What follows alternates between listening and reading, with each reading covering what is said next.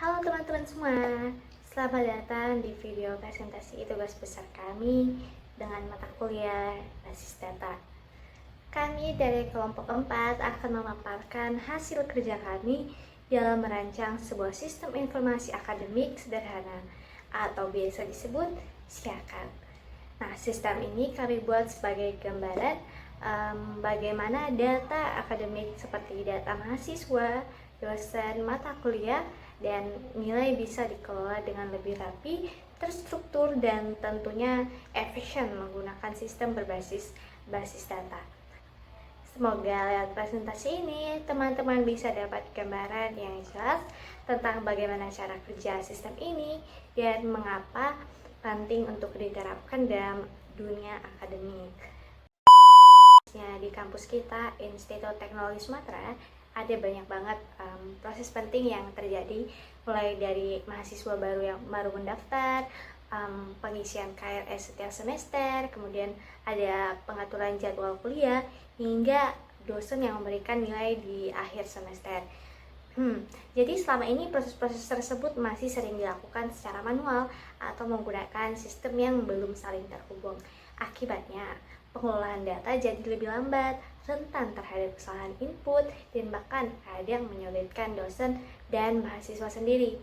Nah, dari situ kami melihat adanya kebutuhan untuk membuat sistem yang bisa mengintegrasikan semua proses akademik dalam satu platform. Dengan memanfaatkan konsep database relasional, kami merancang SIAKAD ini supaya semua proses tadi bisa dilakukan lebih cepat, akurat, dan tentu saja lebih terorganisir. Untuk kebutuhan sistem, supaya sistem yang kami buat benar-benar bermanfaat dan bisa digunakan secara menyeluruh, kami merancang fitur-fitur utama yang dibutuhkan oleh 3 peran utama dalam dunia akademik, yaitu mahasiswa, dosen, dan admin. Untuk mahasiswa, sistem ini memungkinkan mereka untuk melakukan pendaftaran, melihat dan memilih mata kuliah, mengisi KRS secara digital, dan tentu saja mengecek nilai mereka. Kemudian untuk dosen, kami menyediakan fitur untuk melihat jadwal kelas mereka dan juga memberikan atau menginput nilai mahasiswa secara langsung ke dalam sistem. Sedangkan untuk admin, mereka bisa mengelola data dosen, membuat dan menyusun jadwal kuliah, serta menambahkan atau mengubah data mata kuliah. Semua data yang dimasukkan akan tersimpan dalam basis data yang saling terhubung satu sama lain. Jadi, kalau ada perubahan di satu bagian, sistem akan secara otomatis menyesuaikan di bagian lain. Dan begitu, proses akademik bisa berjalan lebih lancar, transparan, dan mudah diakses oleh semua pihak yang terlibat. Selanjutnya, perancangan entitas dan atribut. Berikut adalah tabel-tabel utama yang kami gunakan dalam database. 1. Tabel mahasiswa yang menyimpan informasi seperti NIM, nama, alamat, program studi, dan semester. Tabel kedua yaitu tabel dosen yang berisi tentang data NIP, nama, dosen, dan prodi. Tabel ketiga yaitu mata kuliah yang berisi tentang kode mata kuliah, nama, SKN, dan dosen pengampu. Tabel keempat yaitu tabel KRS yang menyimpan relasi mahasiswa dengan mata kuliah per semester. Tabel kelima yaitu tabel nilai yang menyimpan komponen tugas, UTS, UAS, dan nilai akhir. Dan terakhir, tabel kelas untuk mendaftar mahasiswa dalam kelas tertentu. Semua entitas yang kami sebutkan tadi terhubung dalam satu struktur yang namanya IRD. IRD ini memvisualisasikan relasi antar tabel seperti satu mahasiswa memiliki banyak KRS, satu dosen mengajar banyak mata kuliah, dan satu mata kuliah dapat diambil oleh banyak mahasiswa. Relasi ini disusun menggunakan konsep one to many dan foreign key agar tetap konsisten. Di sini kami akan melakukan normalisasi dari data awal hingga berbentuk 3NF atau Third Normal Form. Pada satu NF, kami pastikan setiap kolom hanya memuat satu nilai. Di tahap 2NF, kami memisahkan atribut yang tidak bergantung secara penuh dari primary key. Dan pada 3NF, kami menghapus ketergantungan aktif seperti memindahkan nama dosen ke tabel dosen terpisah. Adapun data definition language yang berisi tabel mahasiswa, tabel dosen, tabel mata kuliah, tabel KRS, dan terakhir tabel nilai dan tabel kelas. Menggunakan perintah create table untuk membuat seluruh tabel utama, yaitu mahasiswa, dosen, mata kuliah, KRS, nilai, dan kelas. Setiap tabel kami desain dengan primary key dan foreign key sesuai relasi pada IRD agar konsistensi data terjaga.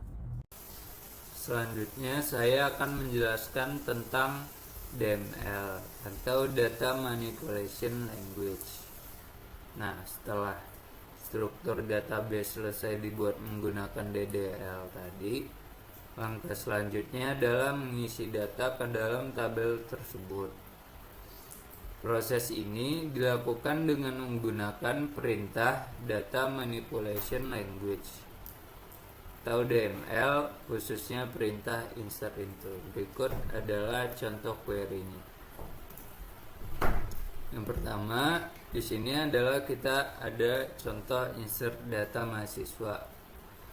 Nah, query-nya adalah insert into mahasiswa, values-nya 220001, ini name, Fadil Al-Faizi sebagai nama, Bandar Lampung sebagai tempat tinggal, data sebagai prodi, dan 4 sebagai semester.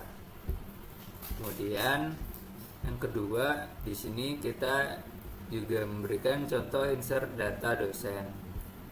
Insert into dosen, values-nya D001 sebagai ID dosen, Muhammad Zikra sebagai nama dosen, informatika sebagai prodi. Yang ketiga, di sini ada contoh insert data mata kuliah. Query-nya insert into mata kuliah, values-nya di F201 D001, basis data 3, IF201 sebagai kode mata kuliah, D001 sebagai ID dosen, basis data sebagai nama mata kuliahnya, 3 sebagai berapa banyak SKS-nya. Yang keempat, ada contoh insert data KRS. Di sini query-nya insert into KRS, values KRS 001 220001, IF 201 dan 4. Nah, setelah data berhasil dimasukkan, kami mulai melakukan eksplorasi data dengan menggunakan perintah select dan join. Dan itu ada di slide berikutnya. Join digunakan untuk menggabungkan data dari beberapa tabel yang saling berelasi. Nah, di sini kami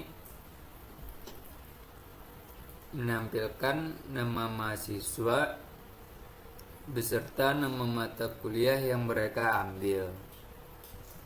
Nah, untuk melakukan ini, kami menggabungkan 3 tabel utama, yaitu mahasiswa yang menyimpan identitas mahasiswa, KRS yang menyimpan data pengambilan mata kuliah oleh mahasiswa, mata kuliah yang menyimpan data mata kuliah termasuk nama dan SKS-nya. Ini adalah contoh query-nya. Jadi query yang dipakai adalah select m.nama s nama mahasiswa, nk.nama mk s mata kuliah, from mahasiswa, m join KRS k-on-m.nim sama dengan k.nim join mata kuliah mk-on k.kodemk sama dengan mk.kodemk. Dengan query ini kita bisa melihat daftar mahasiswa lengkap dengan mata kuliah yang mereka ambil. Di sini Andi Saputra mengambil mata kuliah basis data, Rani Oktaviani mengambil mata kuliah basis data juga, Dina Lestari mengambil mata kuliah pemrograman web, Fajar Prasetyo mengambil mata kuliah arsitektur komputer. Nah, selanjutnya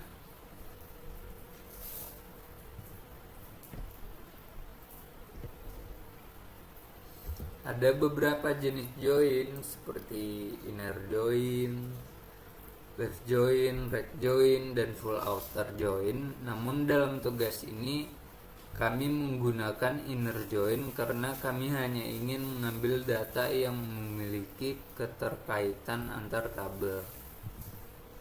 Join juga dapat digabung dengan fungsi agregasi seperti count, sum, dan average untuk analisis lebih lanjut. Contohnya di sini untuk menghitung jumlah mahasiswa mengambil mata kuliah tertentu atau total SKS yang diambil oleh satu mahasiswa.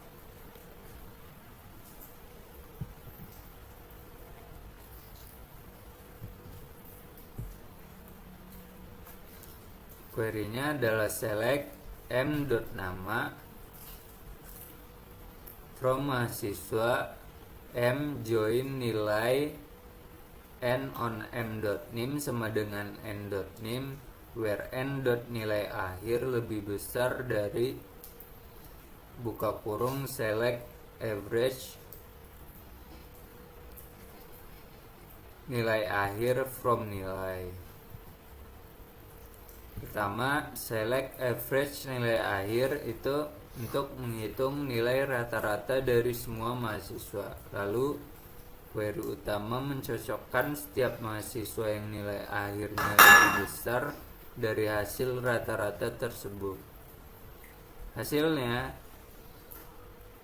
kita mendapatkan beberapa nama mahasiswa, yakni Andi Saputra dan Fajar Prasetyo, yang memiliki nilai di atas rata-rata, atau dengan kata lain mahasiswa ini nilai akademiknya unggul. Subquery juga dapat digunakan dalam banyak konteks lainnya, seperti menentukan siapa mahasiswa dengan nilai tertinggi per mata kuliah, menampilkan mata kuliah yang diampu oleh dosen tertentu, dan menyaring data berdasarkan hasil dari tabel lain seperti melihat mahasiswa yang tidak mengambil matkul tertentu dan sebagainya. Dalam dunia nyata, subquery sangat penting dan pengembangan sistem seperti portal akademik, sistem evaluasi mahasiswa, bahkan dalam sistem rekomendasi mata kuliah atau penjadwalan otomatis. Meskipun terlihat kompleks, subquery sebenarnya adalah alat yang sangat powerful dalam SQL untuk menghasilkan data yang lebih kontekstual dan relevan. Selanjutnya, kami melakukan eksplorasi data atau data analisis terhadap data yang telah kami input ke dalam sistem. Salah satu contoh eksplorasi yang kami lakukan adalah menghitung rata-rata nilai akhir untuk setiap mata kuliah. Untuk itu, kami menggunakan fungsi agregasi average dan mengelompokkannya berdasarkan kode MK menggunakan group by. Hasilnya, kami bisa melihat performa akademik mahasiswa secara kolektif untuk tiap mata kuliah. apakah rata-rata nilai tinggi, cukup, atau rendah. Selain itu, kami juga menampilkan jumlah mahasiswa per program studi. Ini penting untuk analisis internal institusi seperti perencanaan kuota kelas atau distribusi dosen per program studi.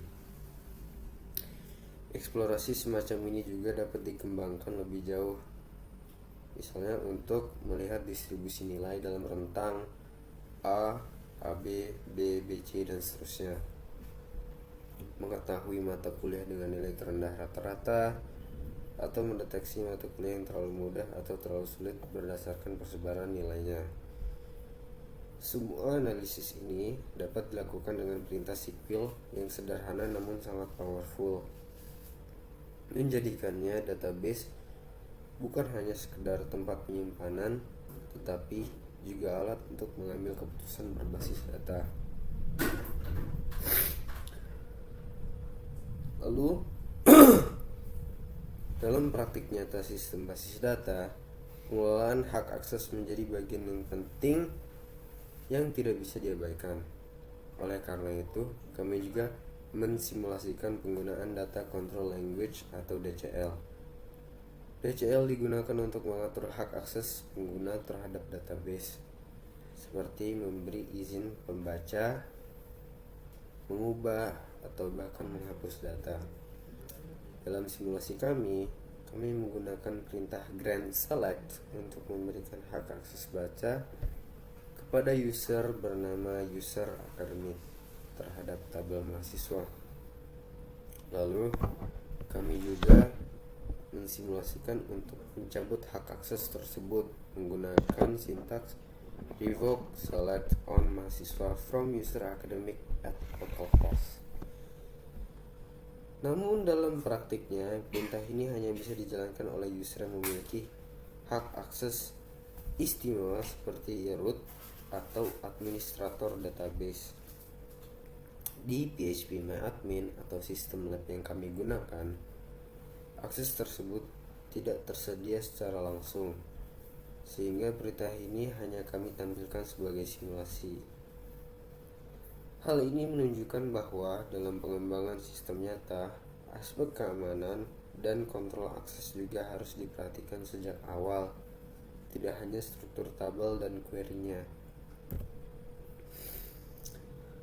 Berdasarkan seluruh tahapan yang telah kami lakukan, dapat disimpulkan bahwa perancangan sistem informasi akademik sederhana atau SIAKAT berbasis database memiliki banyak sekali manfaat. Seperti yang pertama, sistem ini mampu mengintegrasikan berbagai proses akademik seperti pengisian KRS, penilaian, dan pengelolaan data kelas menjadi satu sistem yang terpusat dan efisien. Kedua, dengan menerapkan konsep normalisasi dan perancangan ERD, kami dapat menjaga konsistensi dan efisiensi data sehingga menghindari redundansi dan duplikasi data yang tidak perlu. Ketiga, penggunaan query SQL baik DDL, DML maupun DCL memungkinkan sistem ini tidak hanya menyimpan data, tapi juga bisa digunakan untuk eksplorasi dan analisis lebih lanjut. Keseluruhan proses ini juga menggambarkan alur nyata dalam dunia kerja, mulai dari identifikasi kebutuhan, perancangan database, pengujian query, hingga pengelolaan hak akses. Dengan kata lain, tugas ini tidak hanya mengajarkan konsep teknis, tapi juga pendekatan sistematis dalam membangun solusi berbasis data. Demikian presentasi dari kami kelompok 4. Kami berharap video ini dapat memberikan gambaran yang jelas tentang bagaimana merancang sistem basis data untuk kebutuhan akademik. Kami juga menyadari bahwa sistem ini masih dapat dikembangkan lebih lanjut, misalnya dengan menambahkan modul jadwal kuliah, sistem presensi, atau integrasi dengan sistem pembayaran. Namun dalam cakupan tugas ini kami telah berusaha mencakup seluruh aspek utama dari proses akademik. Terima kasih kami ucapkan kepada dosen pengampu atas bimbingannya dan kepada seluruh rekan yang telah mengikuti video ini hingga akhir. Wassalamualaikum warahmatullahi wabarakatuh dan sampai jumpa di presentasi berikutnya.